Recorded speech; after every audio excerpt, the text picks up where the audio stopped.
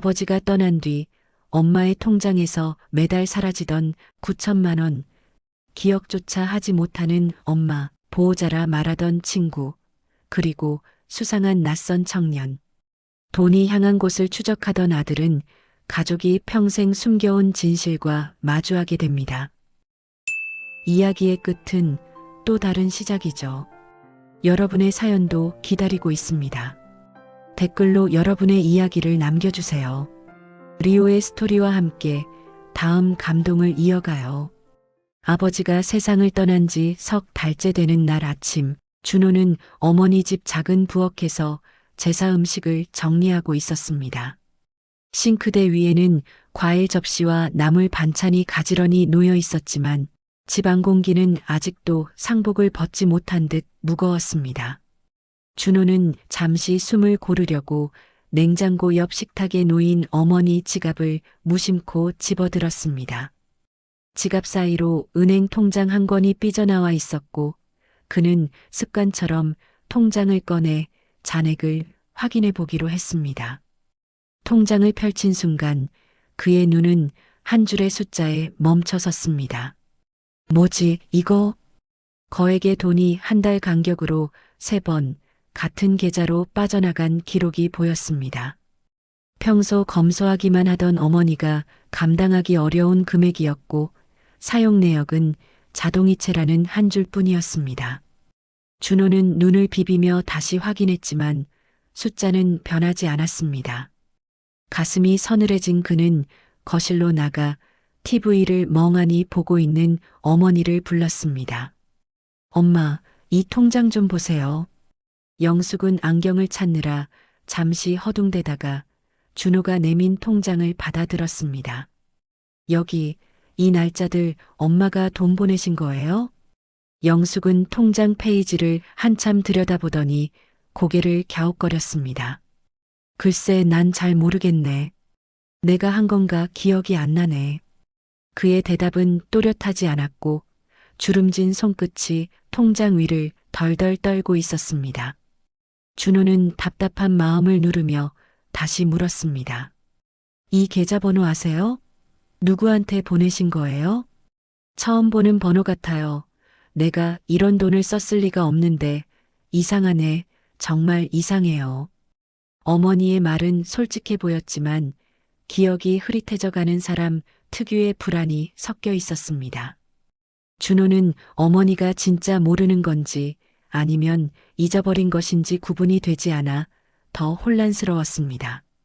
그때 현관문이 열리며 익숙한 목소리가 들려왔습니다. 언니 나왔어. 영숙의 오랜 친구 미정이 장바구니를 들고 들어왔습니다. 그녀는 식탁 위 통장과 굳어있는 모자의 표정을 번갈아 보며 상황을 눈치챘습니다. 무슨 일인데 그래요?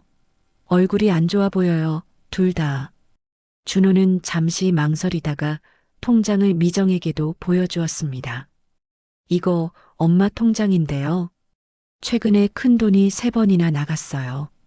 엄마는 기억이 안 난다고 하시고요. 미정은 숫자를 훑어보더니 입술을 꼭 다물었습니다. 요즘 이상한 전화도 많고 보이스피싱 같은 것도 있다던데 혹시 그런 건 아닐까요? 그녀는 조심스러운 목소리로 말했지만 눈빛은 어딘가 불편해 보였습니다. 준호는 그 미묘한 표정을 놓치지 않았습니다. 이 날짜들에 혹시 언니랑 같이 은행 간 날 있어요? 준호가 묻자 미정은 잠시 시선을 피하며 손가락으로 통장 귀퉁이를 만지작거렸습니다. 은행은 같이 간 적 있죠. 언니가 번호표 뽑는 것도 힘들어하니까 내가 좀 도와준 적은 있어요. 도와주셨다는 게 창구에서 대신 설명도 하시고 그랬다는 거예요? 아이고, 요즘 나이 들면 다 그러잖아요. 그냥 옆에서 같이 서 있었을 뿐이에요. 그녀는 대수롭지 않다는 듯 웃어 보였지만 웃음 끝이 어색하게 떨렸습니다. 준호는 더 묻지 않고 조용히 통장을 챙겼습니다. 머릿속에서는 여러 가능성이 빠르게 지나가고 있었습니다. 어머니가 실수로 이상한 데 돈을 보냈을 수도 있고 누군가가 어머니를 이용했을 수도 있었습니다. 무엇보다 아버지가 떠난 뒤 어머니가 스스로를 지킬 힘이 약해졌다는 사실이 뼈저리게 느껴졌습니다. 점심을 대충 마친 후 준호는 은행으로 향했습니다. 창구 앞에서 번호표를 뽑아 기다리는 동안 그는 어머니와 미정이 함께 은행 앞을 지나는 모습을 떠올렸습니다. 곧 그의 번호가 불렸고 젊은 은행 직원이 미소를 지으며 맞이했습니다. 이 통장에서 최근에 큰 금액이 자동이체로 나갔는데요. 어디로 나간 돈인지 자세히 알고 싶습니다. 직원은 컴퓨터 화면을 들여다보며 거래 내역을 확대했습니다. 여기 보이시죠? 이 계좌로 정기적으로 돈이 나갔습니다. 수취인 이름은 신도연으로 되어 있습니다. 준호는 이름을 머릿속에 새기며 다시 한번 확인했습니다. 혹시 피싱 계좌나 이상 거래로 등록된 이력은 없나요? 직원은 고개를 갸웃하며 다른 창을 띄웠습니다. 현재까지는 금융사고 계좌로 신고된 적은 없습니다만 고객님처럼 가족분이 모르는 거래라면 경찰에 문의해 보시는 게 좋겠습니다. 은행을 나오며 준호는 잠시 인도 옆에 서서 숨을 고르았습니다. 모르는 사람 이름 반복되는 자동이체, 기억 못하는 엄마. 조각난 정보들이 서로 연결되지 않은 채 머릿속에서 빙빙 돌고 있었습니다. 거리에선 아이들이 학교를 마치고 뛰어가고 노인들이 벤치에서 햇볕을 쬐고 있었지만 그의 시야에는 숫자와 계좌번호만이 떠다녔습니다. 집으로 돌아가는 버스 안에서 그는 휴대폰을 꺼내 인터넷 검색창에 신도연 계좌 자동이체 피해 같은 단어를 적어 넣었습니다. 검색 결과는 비슷한 피해 사례들로 가득했고 그중 몇몇은 치매 초기 노인을 노린 사례였습니다. 그는 이를 보며 얼굴이 굳어졌습니다. 이대로 두면 안 되겠어요. 작게 중얼인 뒤 그는 바로 다음 정류장에서 내려 근처 파출소 방향으로 발걸음을 돌렸습니다. 준호는 파출소 입구에 서서 잠시 하늘을 올려다보았습니다. 아버지가 살아 있었다면 이런 일은 막을 수 있었을까? 그런 생각이 스쳐 지나갔습니다. 그러나 이미 없는 사람을 떠올린다고 상황이 달라지지는 않았습니다. 지금은 살아있는 어머니를 지키는 일이 먼저라고 그는 마음속으로 정리했습니다. 준호는 굳은 표정으로 유리문을 밀어 열고 통장이 든 봉투를 더 꽉 쥐었습니다. 아침 햇살이 골목 사이로 스며들 때 준호는 어머니 집 주변 가게들을 차례로 돌며 CCTV 영상을 요청했습니다. 그는 최근 며칠 동안 어머니와 미정이 함께 이동한 동선을 확인해 보기로 한 것이었죠. 첫 번째로 들른 약국에서는 큰 도움이 되지 않았지만 두 번째로 방문한 커피숍에서 의미 있는 장면이 잡혔습니다. 카메라 속 화면에는 미정이 어머니의 팔을 잡고 은행 쪽으로 이끄는 모습이 또렷하게 담겨 있었습니다. 미정은 은행 문 앞에서 먼저 들어가 직원과 짧게 대화를 나눴고 그 뒤에야 어머니가 천천히 따라 들어가는 모습이었습니다. 준호는 영상을 반복 재생하며 미정의 행동을 유심히 살폈습니다. 화면 어딘가에 설명되지 않는 찜찜함이 자리 잡았고 그 기분은 쉽게 사라지지 않았습니다. 커피숍 직원은 저분들 자주 오시던데요? 라며 덤덤한 표정으로 설명했습니다. 준호는 고맙다는 인사를 남기고 커피숍을 나서며 한 가지 결론을 내렸습니다. 이건 단순한 우연이 아니라 연속된 행동 패턴이라는 점이었습니다. 그는 바로 은행으로 향했습니다. 은행 창구 직원은 전날과는 다른 사람이었고 중년의 차분한 표정을 가진 남성이었습니다. 준호는 CCTV에서 본 장면을 설명하며 어머니가 어떤 절차를 밟았는지 확인해 달라고 요청했습니다. 직원은 화면을 확인하더니 여기 계신 여성분이 보호자라고 하셨습니다라고 말했습니다. 준호는 그 말에 눈썹을 치켜 올렸습니다. 보호자요? 제 어머니가 그런 부탁을 하셨다는 말인가요? 직원은 고개를 끄덕이며 당시 기록을 가져와 다시 보여주었습니다. 서류에는 미정의 이름이 적혀 있었고 연락처도 기재돼 있었습니다. 준호는 어머니가 이런 내용을 미정에게 비밀로 맡긴 적이 없다는 점을 떠올렸습니다. 그는 어머니의 흐릿한 기억과 미정의 적극적인 개입 사이에서 더 큰 불신을 느끼기 시작했습니다. 은행을 나서는 순간 맞은편 거리에서 동네 주민 2명이 이야기를 나누는 소리가 들렸습니다. 그들은 미정이 최근 심하게 다투는 모습을 봤다고 수군거리고 있었습니다. 한 명은 비톡촉 전화 받던데 요즘 사는 게 꽤 힘들어 보이더라고 말했습니다. 준호는 잠깐 멈춰서서 그 정보를 머릿속에 새겨 넣었습니다. 경제적으로 어려운 사람이 어머니와 자주 붙어 다닌다는 사실이 점점 더 의심스러워졌습니다. 하지만 여전히 이해되지 않는 지점이 있었습니다. 미정이 관여했다면 돈이 그녀에게 갔어야 하는데 현실은 그렇지 않았기 때문이었습니다. 준호는 혼란스러운 마음을 감추지 못한 채 발걸음을 재촉했습니다. 해결해야 할 조각들은 너무 많았고 그 어느 것도 정확히 맞아떨어지지 않았습니다.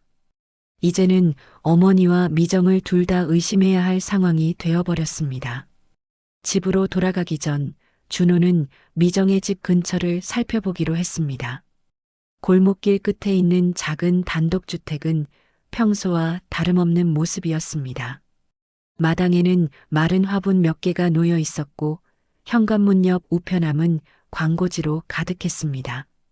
그는 혹시라도 단서를 찾을 수 있을까 싶어 주변을 천천히 돌았습니다. 그러나 집 주변에는 특별한 흔적이 보이지 않았고 사람의 드나듦도 거의 없었습니다. 그러던 중 바로 옆집에서 살던 중년 여성이 모습을 드러냈습니다.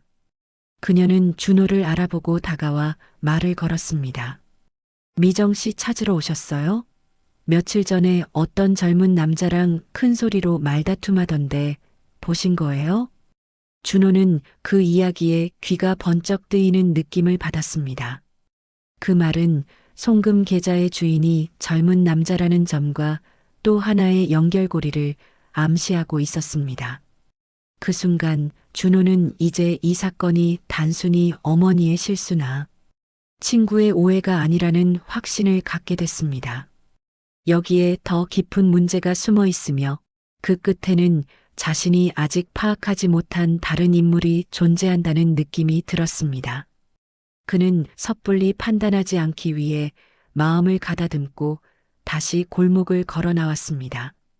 어머니를 지키기 위해서는 지금 이 순간의 의심조차 전략적으로 사용해야 한다고 생각했습니다. 준호는 작은 수첩을 꺼내 지금까지 얻은 단서들을 정리한 뒤 다음 조사 방향을 조용히 결정했습니다. 다음 날 아침 준호는 거실 테이블에 모아둔 메모들을 펼쳐놓고 사건의 흐름을 다시 정리했습니다. 3번의 송금, 신도연이라는 낯선 이름, 그리고 미정이 젊은 남성과 다투었다는 목격담이 모두 서로 이어지는 듯 보였습니다. 그는 우선 송금 계좌의 명의자인 신도연이 누구인지부터 정확히 파악해야 한다고 판단했습니다. 준호는 노트북을 열고 포털 검색창에 신도연, 보험, 계좌 같은 단어를 조합해 검색했습니다. 수십 개의 동일 이름 중 한 사람이 보험사 콜센터 직원이라는 정보가 눈에 띄었습니다. 직장 주소까지 공개된 프로필을 확인한 준호는 바로 그곳에 직접 찾아가기로 마음먹었습니다. 지금까지의 단서들을 고려할 때 이 인물이 사건에 관여하고 있을 가능성이 높다고 느꼈기 때문입니다. 준호는 가볍게 점퍼를 걸치고 문을 나섰습니다. 햇볕은 밝았지만 그의 마음은 어둡고 무거웠습니다. 마치 누군가 일부러 숨겨둔 길을 더듬어 걷는 기분이었습니다. 보험사 건물은 도심 중심부에 자리하고 있었습니다. 높은 빌딩 앞에 서자 그는 잠시 숨을 고르며 유리문 너머를 바라봤습니다. 현관 로비에서는 직원들이 단말기를 찍고 사무실로 이동하고 있었고, 고객 응대 창구에서는 바쁜 대화가 이어지고 있었습니다. 준호는 안내 데스크로 다가가 신도연 직원과 상담 예약이 가능한지 물었습니다. 하지만 데스크 직원은 내부 규정상 특정 직원과의 개인적 상담은 불가합니다라고 설명했습니다. 준호는 원래 이곳까지 올 생각은 없다는 듯 고개를 끄덕이며 한 발 물러났습니다. 직접 접촉은 어렵겠지만 그를 찾아보기 위한 방법은 아직 남아 있었습니다.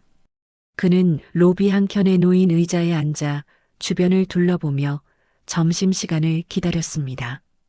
출입구로 오가는 사람들 중 누군가가 신도연일 수도 있었기 때문입니다.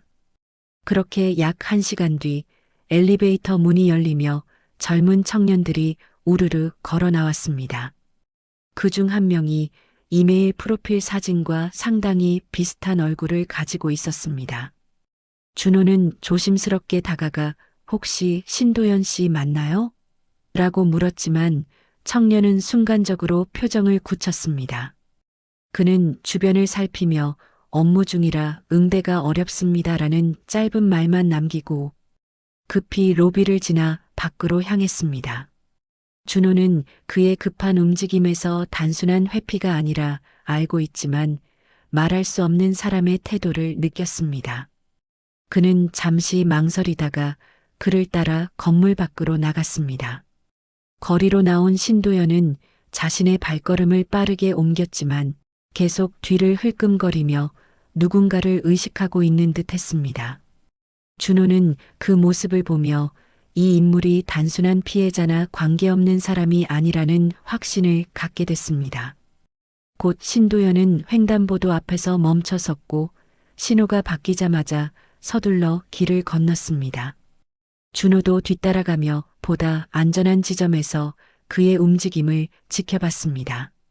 그 순간 신도연이 골목으로 꺾어 들어가는 모습이 보였습니다. 준호는 서둘러 뒤를 쫓았습니다. 작은 골목길은 사람의 발길이 잘 닿지 않는 듯 조용했고 바람 소리만 나지막하게 들렸습니다. 신도연은 그곳에서 잠시 멈춰 숨을 고르더니 준호가 따라온 것을 알아채고 몸을 돌렸습니다. 두 사람은 몇 초간 말없이 서로를 바라보며 긴장된 정적을 유지했습니다. 신도연의 얼굴에는 겁과 망설임, 그리고 숨기고 있는 듯한 흔들림이 동시에 엿보였습니다. 반면 준호는 침착하게 눈빛을 맞추며 당신의 도움이 필요하다고 말하는 듯한 태도로 서 있었습니다. 비록 말로 표현되지는 않았지만 그의 진지한 기색은 누구라도 느낄 수 있을 정도로 선명했습니다. 신도연은 잠시 생각에 잠긴 듯 시선을 아래로 내렸습니다. 그리고는 그 작은 골목의 한쪽 벽에 등을 기대며 가볍게 숨을 내쉬었습니다. 자신이 알고 있는 사실이 결코 가볍지 않다는 것을 드러내는 듯한 태도였습니다. 그러나 그는 끝내 더 이상 말을 잇지 않았습니다. 준호는 신도연이 단순히 도망치려는 것이 아니라 말할 수 없는 이유가 있다는 사실을 직감했습니다. 그는 무리한 추궁 대신 상황을 조용히 지켜보기로 했습니다. 그날 이후 준호는 신도연의 움직임을 조금 더 살펴보기 위한 계획을 세웠습니다. 이 사건이 단순한 착오가 아니라 더 큰 구조 속에 있는 문제라는 확신이 들었기 때문입니다. 준호는 골목에서 한참을 서 있다가 천천히 걸음을 돌렸습니다. 정답에 다가서고 있지만 아직 열지 못한 문이 하나 있다는 느낌이 들었습니다. 그리고 그 문을 열 열쇠가 바로 이 청년에게 있다는 것도 분명해 보였습니다. 그는 다음 단계로 나아가기 위해 휴대폰을 꺼내 새로운 단서를 정리했습니다. 준호의 움직임은 점점 진실의 그림자 가까이 다가가고 있었습니다. 다음 날 오후 준호는 다시 보험사 근처로 향했습니다. 이번에는 신도연의 퇴근 시간을 정확히 파악하기 위해 건물 맞은편 카페에 자리를 잡았습니다. 창가에 앉아 서류 가방을 열고 메모를 정리하는 척하며 문 쪽을 꾸준히 관찰했습니다. 출입구에서는 직원들이 일정한 간격으로 지나갔고 가끔 서로의 업무 이야기를 나누는 소리도 들려왔습니다. 어느 순간 2명의 직원이 유언, 대행 서비스가 요즘 바빠졌다는 이야기를 흘리는 것을 들을 수 있었습니다. 준호는 그 말에 예민하게 반응하며 귀를 기울였습니다. 자신이 쫓고 있는 사건과 무관할 가능성도 있었지만 직감은 그렇지 않다고 말하고 있었습니다. 그는 조용히 커피잔을 내려놓으며 마음속에서 퍼즐 조각들이 조금씩 맞춰지는 느낌을 받았습니다. 그리고 얼마 지나지 않아 신도연이 건물 안쪽에서 모습을 드러냈습니다. 준호는 숨을 고르고 자리를 정리해 그 뒤를 따라 나섰습니다. 신도연은 퇴근 후 곧장 지하철역으로 향했습니다. 준호는 일정 거리를 유지하며 뒤따랐고 주변 사람들의 최소한의 움직임을 이용해 자신의 존재를 감추었습니다.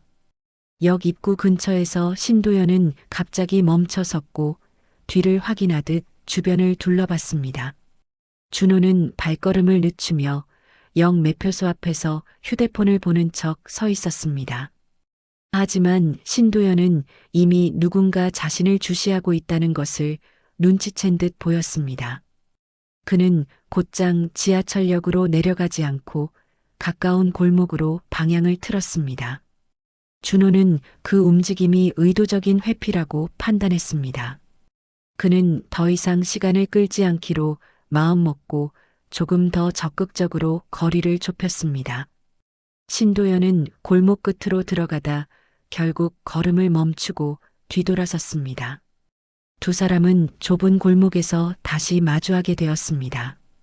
준호는 숨을 가다듬고 천천히 다가갔습니다. 그러자 신도연은 더 이상 도망칠 수 없다는 듯 깊게 숨을 내쉬었습니다. 그의 표정에는 경계와 갈등이 동시에 떠올라 있었습니다. 준호는 손에 쥔 통장 복사본을 들어 보이며 사건에 대해 침착하게 설명했습니다. 신도연은 문서를 확인하자마자 눈빛이 흔들렸습니다. 그는 곧 고개를 떨구며 이 계좌는 유언대행 서비스 자동결제 계좌입니다라고 털어놓았습니다. 준호는 그 말이 무슨 의미인지 단계를 나눠 이해하려 했습니다. 그리고 어머니의 기억과 미정의 행동이 다시 떠올랐습니다. 그럼 이 송금은 어머니가 아니라 아버지가 설정한 겁니까? 준호의 목소리는 차분했지만 그 안에는 진실에 가까워진 사람만이 갖는 묘한 긴장감이 흘러 있었습니다. 신도연은 조금씩 입을 열기 시작했습니다. 그는 남편이 생전에 유언과 관련된 특수한 서비스를 의뢰했으며 일정 조건을 만족해야만 마지막 메시지가 공개된다고 말했습니다. 그 조건은 가족 중 누군가가 계좌 이상 거래를 자발적으로 인지할 것이라는 독특한 형태였습니다. 준호는 그 말을 듣고 잠시 말을 잇지 못했습니다. 왜 아버지가 이런 복잡한 장치를 만들어 두었는지 이해가 되지 않았기 때문입니다. 그러나 신도연의 얼굴에는 더 깊은 이야기가 숨어 있다는 기색이 분명히 보였습니다. 그는 규정상 함부로 말할 수 없는 부분이 많다며 조심스러운 태도를 보였습니다. 하지만 준호는 그의 주저함 속에서 반드시 알려야 할 진실이 있다는 느낌을 강하게 받았습니다. 신도연은 마지막으로 한 문장을 덧붙였습니다. 당신 아버지는 평생 어떤 죄책감을 안고 살았습니다. 하지만 그건 당신 어머니가 아니었습니다. 순간 골목의 공기가 묵직해졌습니다. 준호는 들은 말을 곱씹으며 머릿속에서 빠르게 여러 가설을 떠올렸습니다. 아버지의 과거, 후원했던 아이, 미정의 개인 모든 조각이 하나의 흐름으로 이어지려는 듯 했습니다. 그러나 아직 결정적인 부분이 빠져 있었습니다. 그는 신도연에게 더 자세한 정보를 요구하려 했지만 신도연은 곧바로 시계를 확인하며 대화를 끝내려 했습니다. 업무 규정 때문에 더 말할 수 없다는 그의 말은 변명처럼 들리기도 했지만 동시에 사실일 수도 있었습니다. 그는 마지막으로 곧 연락드리겠습니다라는 말만 남기고 골목을 빠져나갔습니다. 준호는 그 자리에 한참 서서 숨을 고르며 상황을 정리했습니다. 이제 사건은 단순한 자금 유출이 아니라 아버지의 과거로 이어지는 깊은 이야기라는 것이 확실해졌습니다. 준호는 골목 밖으로 걸어나가며 다음 단계로 무엇을 확인해야 할지 스스로에게 조용히 되뇌었습니다. 준호는 신도영과의 대화를 정리한 뒤 아버지의 과거를 추적하기 위해 오래된 주소록과 사진들을 꺼냈습니다. 거실 테이블 위에는 아버지가 생전에 참여했던 모임과 봉사활동 기록들이 차례로 펼쳐졌습니다. 그 중에는 낯선 건물 앞에서 찍힌 단체 사진과 보육원 이름이 적힌 안내장이 함께 들어 있었습니다. 준호는 안내장에 적힌 번호로 전화를 걸어 보육원 운영 기록을 확인할 수 있는지 문의했습니다. 담당자는 오래된 자료라 자세한 내용을 전달하기 어렵다고 했지만 몇 가지 간단한 사실은 알려주었습니다. 그 보육원은 20여 년 전 미혼모 가정 출신 아이들을 많이 보호하던 곳이었고 외부 후원자 명단에 준호의 아버지 이름이 존재했습니다. 준호는 아버지가 비밀리에 후원을 해온 이유가 지금의 사건과 연결될 수 있다고 느꼈습니다. 그는 직접 보육원을 찾아가 보기로 결심하고 바로 차에 올랐습니다. 이동하는 동안 어머니도 몰랐던 아버지의 삶의 한 부분이 조금씩 드러나는 것 같았습니다. 그리고 그 끝에 무엇이 있는지 확인해야 한다는 마음이 점점 더 강해졌습니다. 보육원은 도시 외곽에 있는 작은 언덕 근처에 자리하고 있었습니다. 건물은 오래됐지만 정돈이 잘 되어 있었고 놀이터에서는 아이들의 웃음소리가 잔잔하게 퍼져 있었습니다. 준호는 원장실로 안내받아 조심스럽게 아버지의 후원 기록에 대해 다시 한번 물었습니다. 원장은 잠시 망설이더니 기밀이라며 대부분의 내용을 말할 수 없다고 했습니다. 다만 최근에 아버지께서 후원하던 청년과 연락을 주고받은 사람이 있다고 조심스럽게 말했습니다. 그 청년은 이미 성인이 되어 사회로 나갔고 현재 연락처는 오래전에 끊겼다고 했습니다. 준호는 혹시 그 사람이 신도연일 가능성이 있는지 물었지만 원장은 고개를 저었습니다. 그러나 누군가 그 청년과 접촉하고 있었던 것은 맞다는 말은 분명히 남겼습니다. 준호는 단서를 찾기 위해 주변 시설을 둘러보았지만 추가적인 흔적은 발견되지 않았습니다. 다만 어딘가에 여전히 누군가 이 사건에 개입하고 있다는 느낌만 점점 강해지고 있었습니다. 준호는 돌아오는 길에 마트에 들렀다가 우연히 CCTV 화면 앞에서 멈춰 섰습니다. 그 화면 속에는 며칠 전 미정이 젊은 남성과 실랑이를 벌이던 장면이 보였습니다. 마트 직원은 전날 좀 시끄러웠어요. 젊은 남자가 봉투를 돌려달라고 하고 여자가 끝까지 거절하더라고요라고 설명했습니다. 직원은 당시 상황을 기억하며 두 사람 사이가 단순한 안면 관계가 아닌 것처럼 보였다고 덧붙였습니다. 준호는 그 말에 확신을 얻고 미정의 집으로 곧장 향했습니다. 현관문 앞에서 벨을 눌렀지만 응답은 없었고 작은 창문 사이로 어둡게 정리된 거실이 보일 뿐이었습니다. 그는 마당을 한 바퀴 돌다가 열린 창문으로 안쪽을 조심스레 살폈습니다. 그 순간 책상이 정리되지 않은 서류 더미 사이에서 보육원 후원증과 오래된 편지 봉투가 눈에 띄었습니다. 준호는 서류를 확인할 수 없었지만 그 두 가지가 하나의 사건으로 이어지고 있다는 느낌이 강하게 다가왔습니다. 그는 창문을 닫고 현관 앞으로 돌아온 뒤 자신이 이제 한 발 더 깊은 곳까지 들어왔다는 사실을 실감했습니다. 집으로 돌아오는 길, 그는 아버지의 과거와 미정의 행동, 그리고 신도연의 의미심장한 말들이 머릿속에서 끝없이 교차하는 것을 느꼈습니다.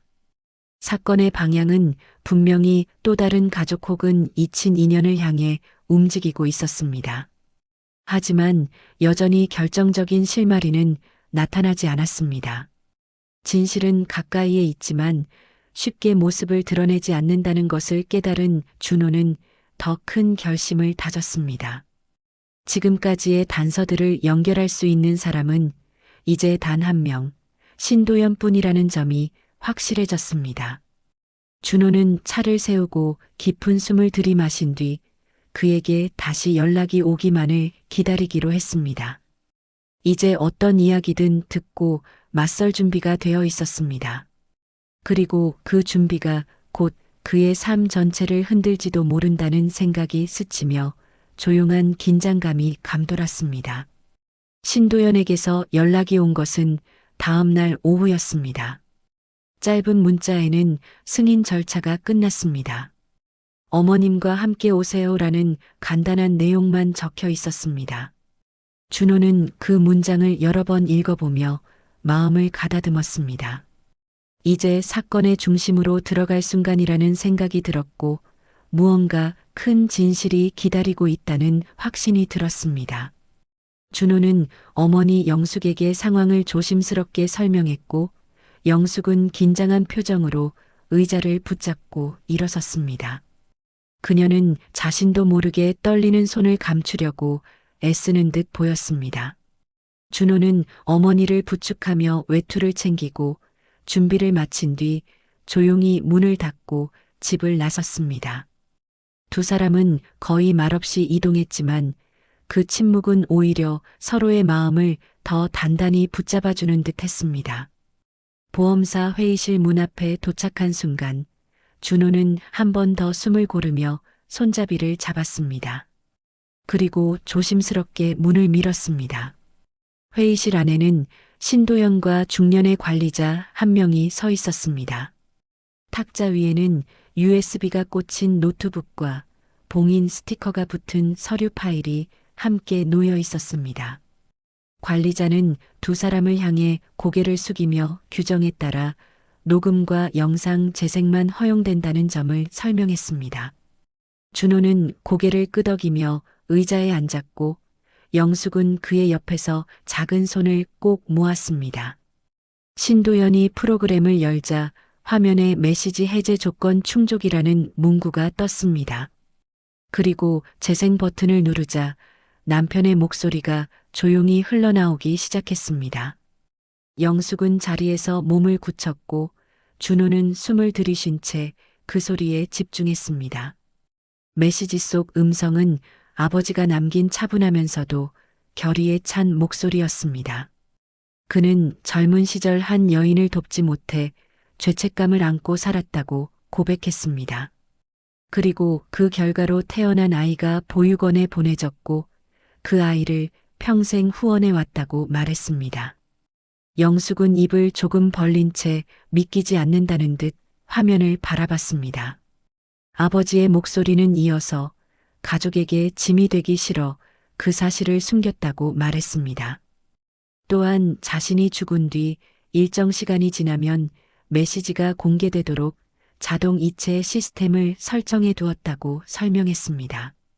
그러나 오래된 시스템이 보험사의 새 프로그램과 충돌하면서 자동 결제가 반복되는 사고가 발생했다는 것도 음성에 담겨 있었습니다. 메시지가 끝나자 회의실은 적막에 잠겼습니다. 영숙은 손등으로 입을 가리며 고개를 천천히 떨구었습니다. 준호는 어머니의 어깨를 감싸며 조용히 숨을 내쉬었고 그의 눈에도 복잡한 감정이 섞여 있었습니다. 신도연은 잠시 두 사람을 배려하듯 아무 말도 하지 않았습니다. 그리고 잠시 뒤 조심스럽게 말을 꺼냈습니다. 지금 들으신 내용이 전부입니다. 그러나 더 필요한 정보가 있다면 도울 수 있습니다. 준호는 고개를 들어 신도연을 바라봤습니다. 상대의 표정은 단순한 업무 수행자를 넘어서 이번 사건을 누구보다 깊이 알고 있는 사람의 태도였습니다. 아버지께서 후원하던 분, 그분의 현재 위치는 확인할 수 있을까요? 준호의 물음에 신도연은 다소 난감한 듯 숨을 고르며 대답했습니다. 그 청년은 몇 년 전 연락을 끊었고 최근까지도 행방이 거의 파악되지 않았다는 것이었습니다. 다만 신도연은 보육원과 마지막으로 연락을 주고받은 기록을 가지고 있다는 말을 덧붙였습니다. 그 말은 곧 앞으로의 단서를 제공할 수 있다는 뜻으로 들렸습니다. 영숙은 떨리는 목소리로 그 아이 지금은 잘 지내는 걸까요? 라고 힘겹게 말했습니다. 그 말에 회의실 분위기는 더 깊은 슬픔과 따스함이 뒤섞였습니다. 준호는 어머니의 손을 잡고 조용히 마음을 다잡았습니다. 아직 완전히 끝나지 않은 진실이 남아있다는 것을 직감하며 좌석에서 천천히 일어섰습니다. 보험사에서 나온 뒤 준호와 영숙은 한참 동안 말을 잇지 못한 채 주차장으로 걸어갔습니다. 지금까지의 사건들이 모두 아버지가 남긴 시스템 오류에서 시작되었다는 사실은 안도를 주었지만 한편으로는 여전히 풀리지 않은 부분들이 남아 있었습니다. 특히 미정의 행동과 보육원 후원증, 그리고 젊은 남성과 다투었다는 목격담이 준호의 머릿속에서 계속 걸렸습니다. 그는 이 문제들을 정리할 시간을 가져야 한다고 느끼며 어머니를 집에 데려다 준 뒤 혼자 은행으로 향했습니다. 이번에는 단순 조회가 아닌 자동이체를 완전히 해지하고 문제의 원인을 공식적으로 확인하려는 목적이었습니다. 창구 직원은 준호의 요구를 들은 뒤 보안팀 담당자를 불러 절차를 함께 진행했습니다. 두 사람은 컴퓨터 화면을 함께 들여다보며 오래된 예약이체 기록과 보험사 시스템의 충돌 지점을 확인했습니다. 조사 결과는 명확했습니다. 아버지가 생전에 설정한 오래된 장기 예약이체 기능과 보험사의 유언대행 자동결제 시스템이 서로 충돌하며 오류를 일으킨 것이었습니다. 준호는 이 과정이 부모님 둘 중 누구의 잘못도 아니라는 점에 다시 한번 마음을 놓았습니다.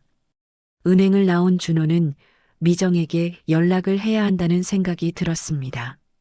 오해를 그대로 둘 수 없었고 무엇보다 어머니가 평생 가까이 지낸 사람을 의심한 채 지내는 것은 바람직하지 않았기 때문입니다.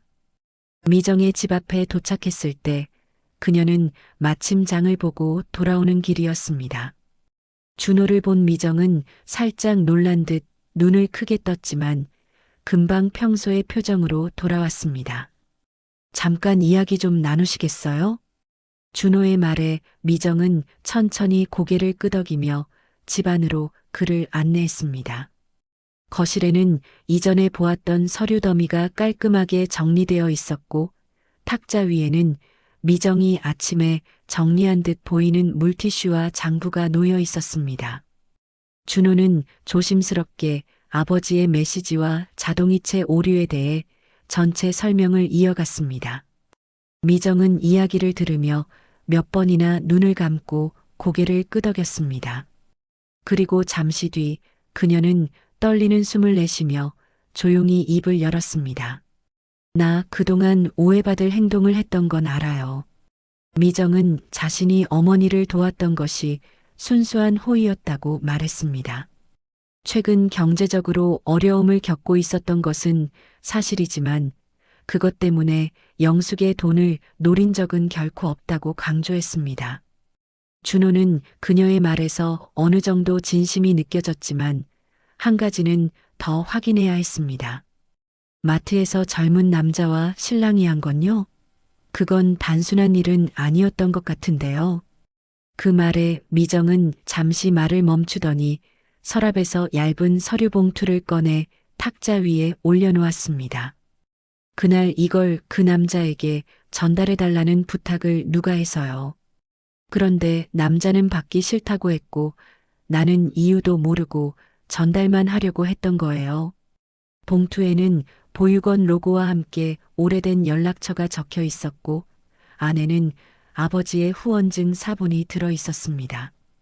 결국 미정은 단순한 전달자였고 혼란스러운 상황 속에서 오해를 살 뿐이었던 셈이었습니다. 준호는 그 말을 들으며 긴장이 조금씩 풀리는 것을 느꼈습니다. 그동안 의심했던 행동들이 서로 다른 상황과 오해의 겹침 속에서 만들어진 것이었다는 점이 분명해졌습니다. 그는 진심으로 사과하며 어머니를 위해 앞으로도 도움을 청할 수 있을지 물었습니다. 미정은 눈가를 훔치며 평소처럼 지내고 싶다고 답했습니다. 이로써 사건의 주변 인물들 사이에 얽혀있던 오해의 실타래가 천천히 풀리기 시작했습니다. 준호는 집으로 돌아가는 길에 어머니에게 전화를 걸어 모든 상황을 설명했습니다. 영숙은 안도의 숨을 내쉬며 괜히 내가 고생만 했네라고 말했습니다.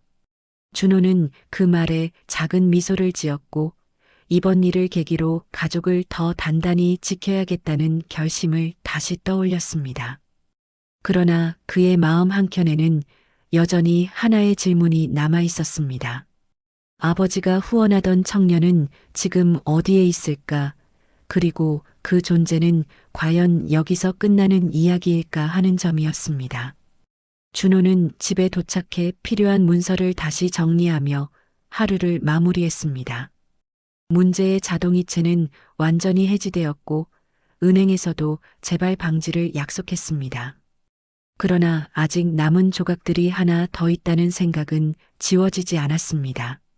그는 USB에 남겨진 아버지의 음성 파일을 조심스럽게 꺼내 서랍 깊숙한 곳에 보관했습니다. 그 파일은 더 이상 공포의 시작이 아니라 앞으로 무엇을 해야 할지를 알려주는 조용한 이정표처럼 느껴졌습니다. 그리고 그는 이어질 마지막 퍼즐을 맞출 준비를 마음속으로 다지기 시작했습니다. 며칠이 지나고 집안의 공기는 조금씩 평온을 되찾아가고 있었습니다. 그러나 준호의 마음속에는 해결되지 않은 작은 의문 하나가 여전히 남아 있었습니다. 아버지가 후원하던 청년의 존재, 그리고 그 청년이 지금 어디에서 어떤 삶을 살고 있는지에 대한 궁금증이었습니다. 그것은 결코 단순한 호기심이 아니었고 아버지의 마지막 흔적을 찾아 완전히 이해하고 싶다는 마음에서 비롯된 것이었습니다. 준호는 식탁 앞에 앉아 보육원에서 받았던 메모와 신도연이 준 연락 기록을 차례로 펼쳐 놓았습니다. 조각난 정보들은 서로 이어지지는 않았지만 어딘가에서 반드시 만나게 되어 있는 흐름처럼 느껴졌습니다. 그는 천천히 호흡을 가다듬고 복지센터에 전화를 걸어 문의할 수 있는 모든 범위 내에서 정보를 요청했습니다. 하지만 돌아오는 대답은 개인정보 보호 규정으로 인해 확인이 어렵다는 원론적인 말뿐이었습니다. 준호는 전화를 끊으며 이번에도 쉽게 끝날 일이 아니라는 사실을 받아들였습니다. 그러나 포기해야 한다는 생각은 전혀 들지 않았습니다. 그때 휴대폰 화면이 켜지며 신도연에게서 메시지가 도착했습니다. 그 청년, 최근 지방 쪽으로 이직한 기록이 있습니다. 자세한 정보는 규정상 전달이 어렵습니다. 단서 정도만 드립니다.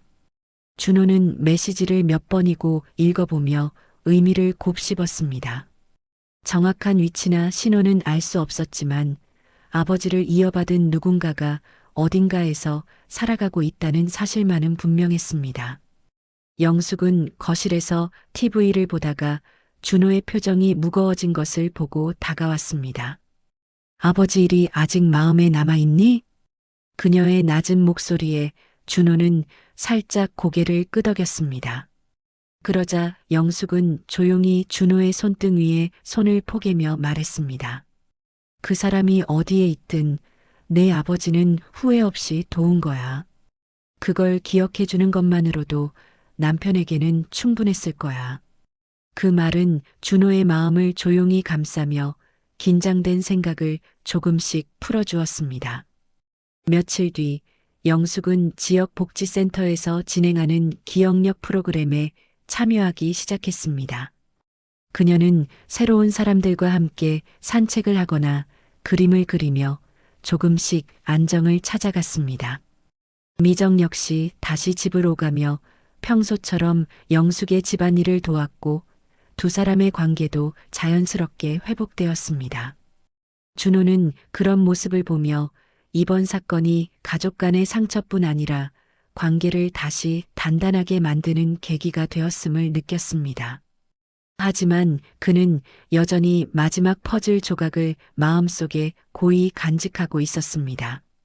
언젠가 그 청년을 만나게 된다면 아버지가 왜 그렇게 죄책감을 갖고 살아왔는지 온전히 이해할 수 있을 것이라는 희미한 확신이 있었습니다.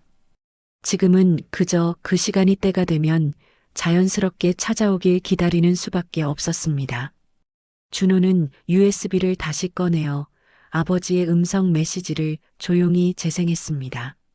낯설지만 따뜻한 목소리, 가족을 생각하는 마음, 그리고 마지막까지 지키고 싶어 했던 약속이 느껴졌습니다. 그는 화면을 끄고 USB를 서랍 깊숙이 넣으며 천천히 미소를 지었습니다. 창밖에는 석양이 번지고 있었고 골목길에는 노란 빛이 길게 드리워져 있었습니다. 준호는 창가에 서서 그 풍경을 바라보며 조용히 마음을 정리했습니다. 이제는 두려움이 아니라 앞으로 지켜야 할 사람들과 풀어갈 과제들이 남아있다는 생각이 들었습니다. 그는 조용히 다짐했습니다. 이제 내가 가족을 지키겠다. 그리고 아버지의 마지막 흔적도 언젠가 꼭 찾아내겠다. 그 다짐은 마음속 깊은 곳에서 울리는 작은 메아리처럼 퍼져나갔습니다. 준호는 방 안으로 들어가 하루를 마무리할 준비를 했습니다. 이제는 불안이 아니라 새로운 시작을 위한 차분한 숨만이 그의 마음을 채우고 있었습니다. 이야기의 끝은 또 다른 시작이죠. 여러분의 사연도 기다리고 있습니다. 댓글로 여러분의 이야기를 남겨주세요. 리오의 스토리와 함께 다음 감동을 이어가요.